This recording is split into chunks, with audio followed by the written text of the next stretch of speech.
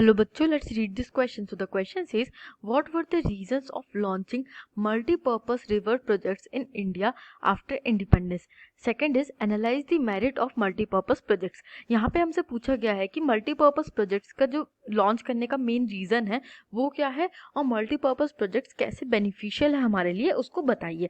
Let's see the key concept is multipurpose projects. जब हम multipurpose projects की बात करते हैं तो इसका नेम ही डिफाइन करता है कि ये ऐसे प्रोजेक्ट्स हैं जो कि वेरियस जो फैसिलिटीज हैं उनको सर्व करते हैं. Let's see the answer. Electricity generation in some of the is the objective of multipurpose projects.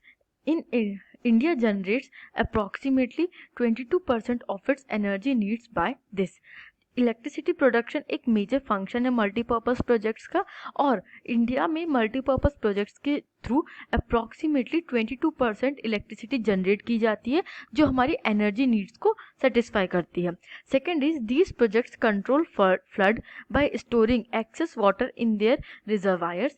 During the dry seasons the stored water in these projects are use to irrigate the fields. अब क्या होता है, control floods को control करना एक major part है multipurpose projects का.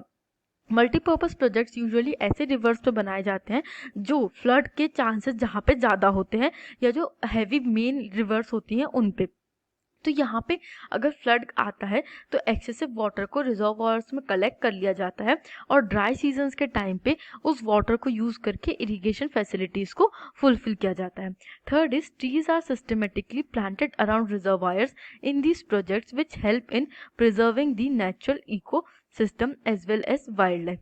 Trees का प्लांटेशन एक वाइड लेवल पे होता है अराउंड द रिजर्वायर्स. तो रिजर्वायर्स का पानी जो होता है वो ट्रीज को भी सपोर्ट कर रहा होता है और with the help of trees natural wild life को और नेचुरल इकोसिस्टम को भी सस्टेन किया जाता है अराउंड दिस प्रोजेक्ट्स जो कि हमारे एनवायरमेंटल कंजर्वेशन में भी हेल्प करता है.